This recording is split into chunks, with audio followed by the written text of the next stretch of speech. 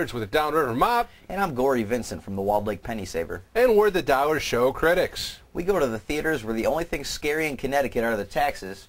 Through the roof. And this week's Dollar Show is The Haunting in Connecticut. Back to has been coming out my throat. There's something in a Yeah, The Haunting in Connecticut. Another in the long line of haunted house movies. This one takes place in 1987 in Connecticut. Back in the days when Reagan was in the White House, poison was tearing up the charts, and houses were creepy and haunted in Connecticut. The plot centers on a mother and her family, the mother played by Virginia Madsen, a MILF if there ever was one, and her son, her oldest son, who is dying of cancer. Now she has to take him for special experimental treatments in Connecticut. So she convinces her husband to rent out a house somewhere in Connecticut so they don't have to make the long trip. No sooner do they move into the house than spooky noises start happening and the place goes all Amityville on them. First, let me say that haunted house movies are not one of my favorite genre of horror movie, even though I do consider myself a horror movie fan. The Shining is one notable exception to that. What really kind of annoyed me about the movie is that every scare was, kind of telegraphed ahead of time. It's just one kind of tiring scare after the other. Not really a terrible movie, but certainly in the realm of haunted house movies, it's definitely in the middle or bottom of the pack. I don't know, I didn't really care for it that much. Yeah, Corey, I know exactly how you feel with this movie. I mean, it had a little bit of suspense, but not enough to actually get me into the story. I really didn't care too much. This is the first movie I've seen to use a box of cut-off eyelids as a gross-out. That was the craziest thing about it. I thought they were like a little Fritos or something, but Fritos with hair. I will mention the cast was good. Like you said, the guy who played the son was good.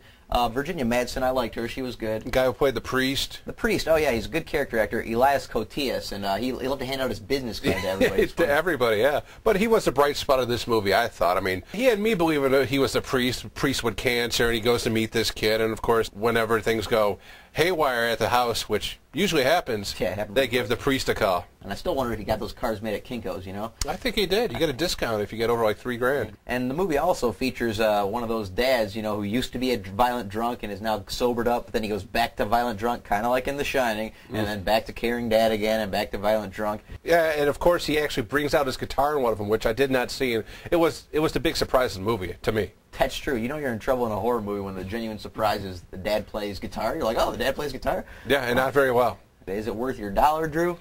Yeah, I'd have to give it a no. It's not worth your dollar. Why? It doesn't have enough. It doesn't have enough. That's it. Go out and get yourself a Slurpee. You'd be much happier with that.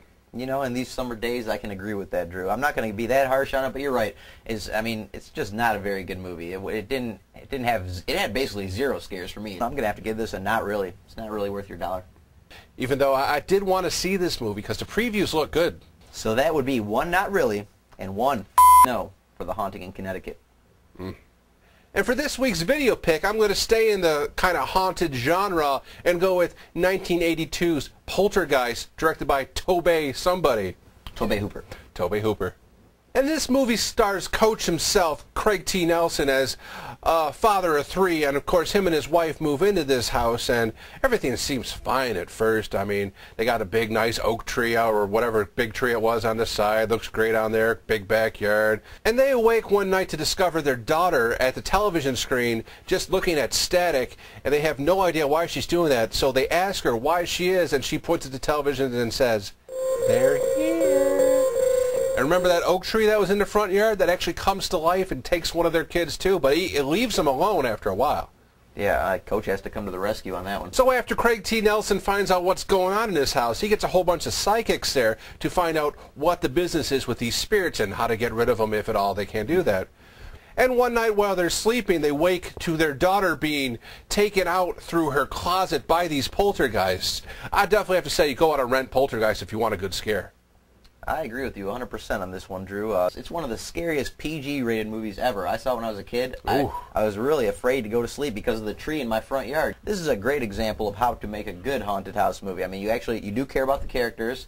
The mom in this, Jo Beth Williams, another MILF, by the way. Jo Beth. And, it isn't one of those cases where, they should move out. They stay there because the spirits, kidnap their daughter, and they have to get her back. So, of course they're not going to leave without their daughter, which makes sense to me, and I agree with you. This is much better than The Haunting in Connecticut. And you'd be doing yourself a favor to go out and rent this one. And we'll be back next week with another movie and another DVD pick. Until then, we're the Dollar Show Critics. And we'll see ya. JoBeth Williams. JoBeth Williams, I'm telling you, she just much as Virginia Madsen was in this, she wasn't that. I liked her a lot. You got to have something to watch while there's nothing there. You know,